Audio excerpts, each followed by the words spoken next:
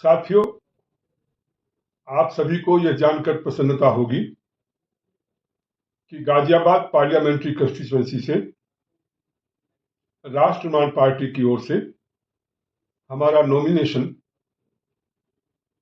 Successful हुआ है। अब हम प्रत्याशी के रूप में वहां से चुनाव लड़ सकेंगे। मैं आप सभी साथियों से अनुरोध करना चाहता हूं कि आपके मन में प्रश्न आया होगा कि आखिर इतने कैंडिडेट्स हैं और हर साल जो है वो अलग अलग पार्टियों के कैंडिडेट्स खड़े होते हैं, एक और कैंडिडेट आ गया, उससे क्या अंतर पड़ना है। साथियों, आपने देखा पिछले कुछ समय से कुछ डिसीजन हो रहे हैं देश में पार्लियामेंट के अंतर्गत। उदाहरण के लिए SC/ST एक्ट के बारे में सुप्रीम कोर्ट ने एक जजमेंट दिया था और वो जजमेंट केवल इतना था कि यदि थाना प्रभारी को ये लगता है कि झूठी रिपोर्ट हुई है तो ऐसी झूठी रिपोर्ट में इंक्वायरी करके जांच करके तब कार्रवाई करें। यह निर्देश केवल दिया था। सुप्रीम कोर्ट ने यह नहीं कहा था कि कार्रवाई न की जाए। सुप्रीम कोर्ट ने यह भी नहीं कहा था कि हर प्रकरण में इंक्वायरी होना है। केवल यह कहा था कि जिस प्रकरणों में ऐसा लगता है कि झूठी रिपोर्ट हुई है उसमें जो है जांच करके फिर कार्रवाई की जाए।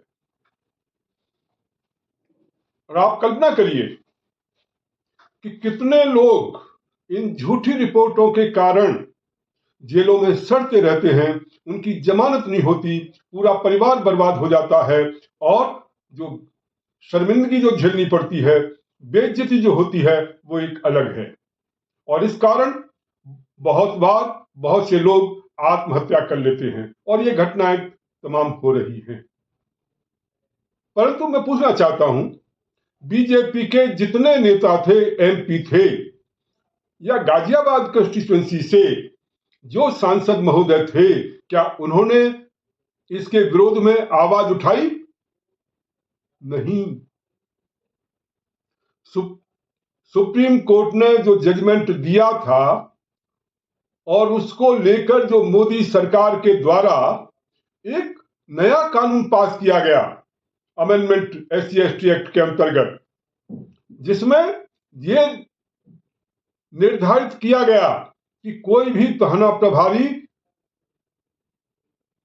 जांच नहीं करेगा, तुरंत वो कार्रवाई करेगा जब रिपोर्ट होती है, और उसमें कोई सीनियर अधिकारी जो है वो जांच करने का आदेश नहीं दे सकता, और उनको जमानत का भी जो सिस्टम था उसे भी स्ट्रॉन्ग कर दिया गया। हाई कोर्ट से पहले जमानत नहीं हो सकती।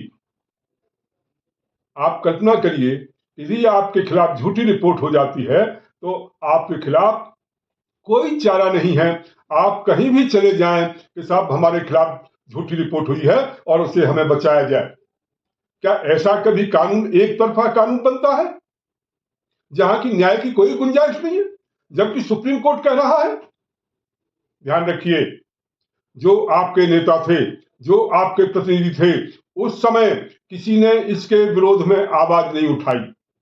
मैं राष्ट्रवाद पार्टी की ओर से आपको विश्वास दिलाना चाहता हूं, गाजियाबाद कंस्टिट्यूएंसी के जो भी हमारे साथी हैं, कि हम ये यदि हमें मौका मिलता है और आप लोग सहयोग करते हैं तो हम पार्लियामेंट में सुप्रीम कोर्ट के जजमेंट को लागू करने के लिए संघर्ष करेंगे। पार्लियामेंट में भी करेंगे, पार्लियामेंट के बाहर भी करेंगे, धरना प्रदर्शन के माध्यम से और कोर्ट के माध्यम से भी करने की कोशिश करेंगे, यदि आप हमारे हाथ मजबूत करते हैं। दूसरी चीज जो मैं कहना चाहता हूं कि आपके क्षेत्र में एक सैनिक स्कूल की स्थापना की जाएगी। गाजियाबाद में एक सैनिक स्कूल की स्थापना की जाएगी, जिससे कि वहां के हमारे नौजवान बच्चे वो आगे निकल सकें और आर्मी में ऑफिसर बनने का उनका रास्ता साफ हो सके। साथ ही एक स्पोर्ट्स इंस्टीट्यूट जो है वहां पर बनाया जाएगा, जिससे कि हमारे जो नौजवान साथी हैं जो खेलों में रुचि रखते हैं उन्हें आगे बढ़ने का मौका मिल सके। साथियों, इसी प्रकार से और भी ऐसे अनेक मुद्दे हैं जिन पर हम आपके क्षेत्र में काम करना चाहते हैं। मैं केवल आपसे यह अनुरोध करना चाहता हूं, साथियों, हमारे हाथ मजबूत कीजिए। हम आपके लिए संघर्ष करेंगे, हम आपके लिए लड़ाई लड़ेंगे। और जो सेनाओं में एक षड्यंत्र के तहत नौकरियां खत्म कर दी गई हैं, आप कल्पना करिए कि पहले नौजवान जो हैं, अधिकांश नौजवान नौकरियों के रूप में आर्मी को प्रेफर करते थे, आर्मियों में जाते थे, परंतु वो रास्ता बंद कर दिया गया है। हमारे नौजवान बेरोजगार घूम रहे हैं। अग्निवीर स्कीम ला करके नौकरियां खत्म कर दी गई। हम इसका विरोध करते हैं और आर्मी में परमानेंट नौकरियां मिले, इसके लिए हम संघर्ष करेंगे, जिससे कि हमारे नौजवान आर्मी में जाकर अपने सपनों को पूरा कर सकें और देश की सेवा भी कर सकें। तो साथियों, संकल्प कीजिए, राष्ट्रमान पार्टी के साथ मिलकर आप आगे बढ़ सकते हैं। आपका भविष्य सुखद हो सकता है, आपकी समस्याओं का समाधान हो सकता है और निश्चित रूप से हम और आप मिलकर एक सुंदर सुहावने भविष्य के लिए काम करेंगे। आपका बहुत बहुत धन्यवाद।